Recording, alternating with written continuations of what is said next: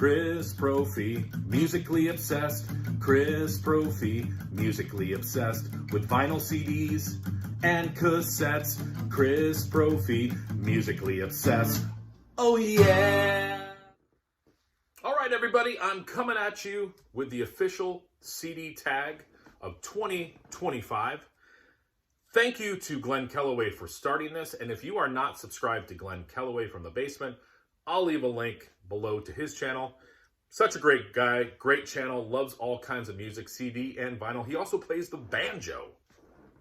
So check him out. So the official CD tag of 2025, I love this because I still love CDs. I probably buy more CDs than I buy vinyl. And again, nothing against vinyl. I just love the format. I can bring it into my car. It's less finicky, I feel, than vinyl. I don't have to sleeve anything. I just love it. So again, I love vinyl too, but I still buy a lot of CDs, and you'll hear how many CDs I have later on in one of the questions. So again, Glenn, thank you for putting this together. So question number one, when did I get my first CD player?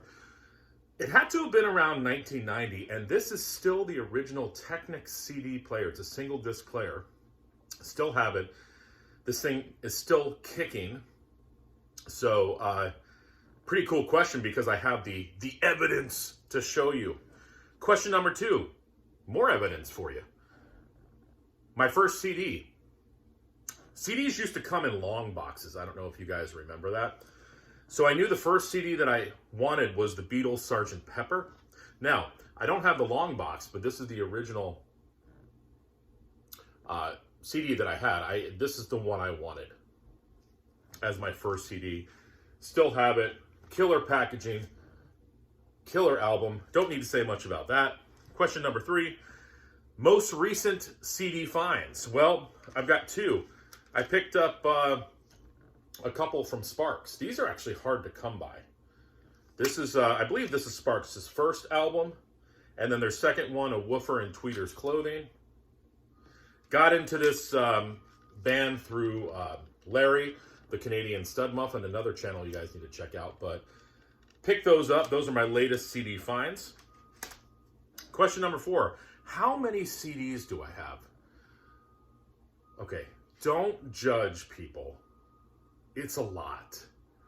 It's 4,000 plus. Yes, 4,000 plus.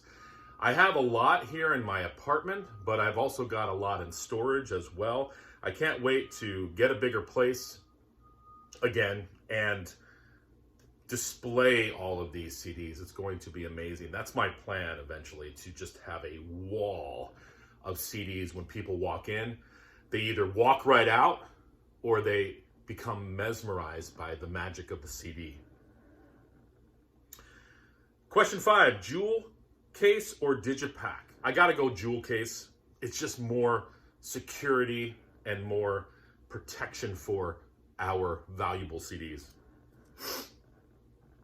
My best CD purchase of 2024. I'm gonna go with this CD pressing of the Beach Boys album, MIU. One of my favorites, not a big favorite for Beach Boys fans. But what's cool about this is when they put this on CD, whoever put it on CD didn't realize that a couple of the versions that they were putting on were different than the vinyl.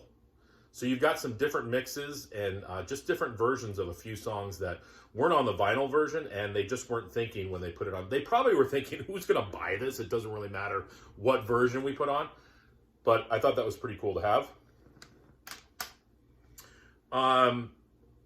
Live album on CD.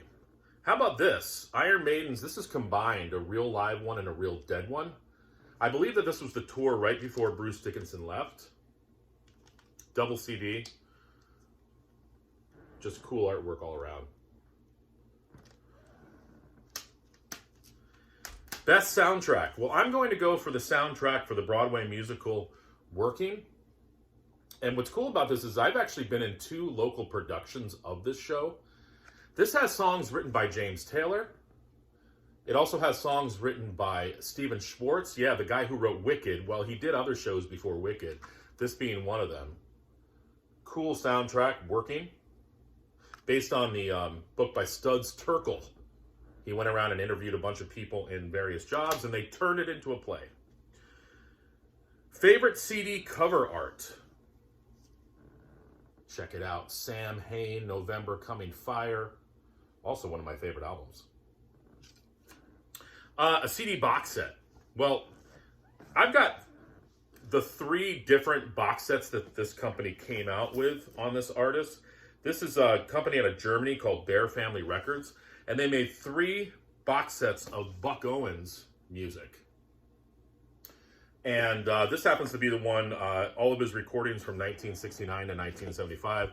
It's so cool. It comes with this hardcover booklet, and then it's housed with all of these CDs.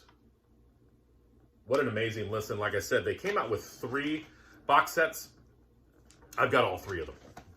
Yes, folks, I'm crazy.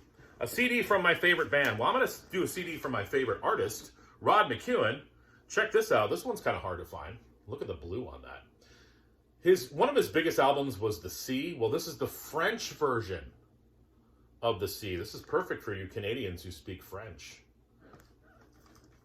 La Mer. Yes, no, am I pronouncing it correctly? Rod McKuen, The Sea, the French version. Don't be jealous. What artist do I have the most CDs of? I'd probably have to say Johnny Cash. It's got to be like 40 plus CDs of Johnny Cash. Do I collect CD and vinyl? I think you can see the answer.